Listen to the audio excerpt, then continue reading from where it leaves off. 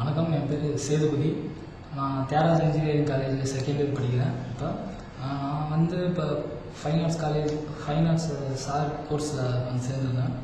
இப்போ நான் 10th leave படித்தேன். 10th முடிச்சிட்டேன். 10th லீவில் என்ன பண்ணலாம், 2-3 மந்த்ஸ் பெஸ்ட்டாக தான் போகும். ஸோ அப்போ என்ன பண்ணலாம் அப்படின்ட்டு அப்பா பேப்பரில் அட்வர்டைஸ்மெண்ட் பார்த்துட்டு ட்ராயிங் கிளாஸ் சேரலாம். ஏன்னா ட்ராயிங் சின்ன வயசுல எனக்கு கொஞ்சம் இன்ட்ரெஸ்ட்.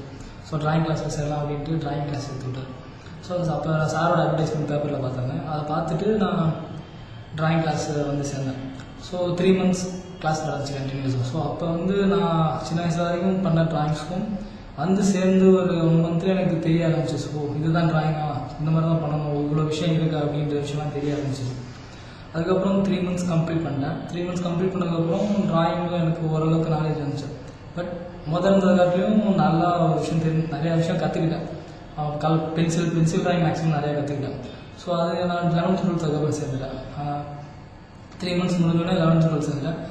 11th 12th நான் கிளாஸில் போய் என்னோடய ட்ராயிங்ஸ் எல்லாம் பசங்கிட்ட காட்டும்போது நல்லா இருக்குன்னு சொன்னாங்க. ஸோ அப்போ என்ன நினைக்கிறேன், நல்லா பண்ண ஆரம்பிச்சு. ட்ராயிங் கிளாஸ் போனதுக்கப்புறம் தான் நம்மளுக்கு இவ்வளோ மாற்றம் இருந்திருக்கு அப்படின்னு தெரிய ஆரம்பிச்சிச்சு. அதுக்கப்புறம் சரி, நம்ம 12th வந்துட்டோம், அடுத்து காலேஜ் படிக்கணும்ல. ஸோ காலேஜில் என்ன கோர்ஸ் எடுக்கலாம் அப்படின்னு ஒரு நிறைய ஐடியா இருந்துச்சு.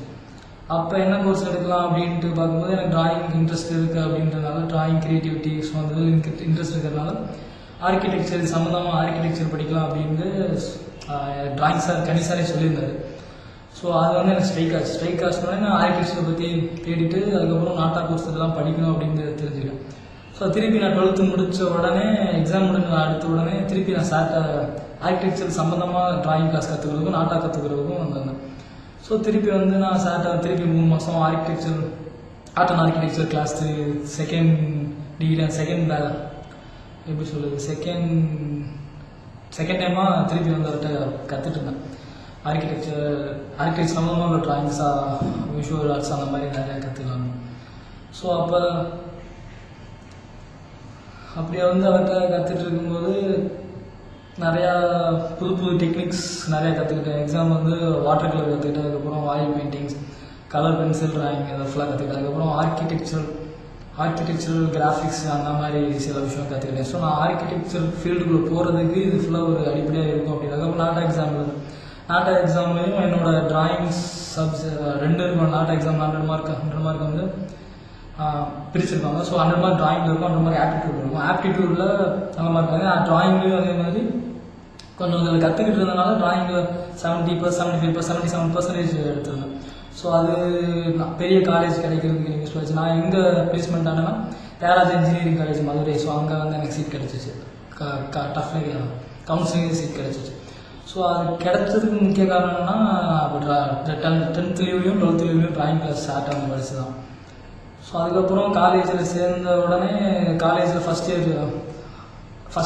செம் நடந்துட்டு இருந்துச்சு. ஸோ அப்போ விஷுவல் ஆர்ட்ஸ், பேசிக் டிசைன், அதுக்கப்புறம் மற்ற ஆர்கிடெக்சர் ரிலேட்டட் சப்ஜெக்ட்ஸ்லாம் நிறையா இருக்கும். ஸோ நான் கற்றுக்கிட்டது எனக்கு அங்கே எப்படி ஈஸியாக இருந்துச்சுன்னா, ஸ்டாஃப்ஸ் அங்கே என்ன நடத்த போகிறாங்களோ அதை நடத்தும் போதே எனக்கு அண்டர்ஸ்டாண்ட் ஆகிற மாதிரி ஆயிடுச்சு.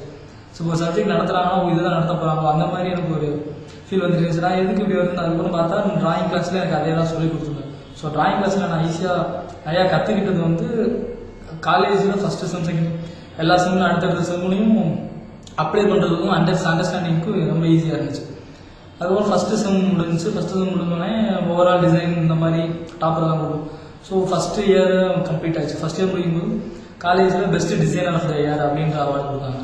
ஸோ அது வாங்குறதுக்கும் இந்த ட்ராயிங் கிளாஸ் வந்தது நிறைய கிரியேட்டிவிட்டி கொடுத்துச்சு. ட்ராயிங் கிளாஸ் வந்ததுக்கும் அதே மாதிரி செகண்ட் செம் வந்துச்சு. செகண்ட் இயர் வந்துச்சு. செகண்ட் இயர் தேர்ட் செம் நடந்துட்டு இருக்கும்போது எனக்கு ஆர்கிடெக்சரல் ட்ராயிங்ஸ் இந்த மாதிரி நிறையா வரும். ஸோ இதுக்கு ஹெல்ப் பண்ணது வாட்டர் கலர். சார்ட்டை வாட்டர் கலர் கற்றுக்கிட்டேன். ஸோ வாட்டர் கலர் மூலமாக ரெப்ரசென்ட் பண்ணுறது ரியலிஸ்டிக் எஃபெக்டாக இருந்துச்சு. அதே மாதிரி பில்டிங் இதெல்லாமே சீக்கிரம் அவங்களுக்கு ஸ்டாஃப்ஸ்க்கு புரியுற மாதிரி டக்குன்னு ஆர்கிடெக்சரல்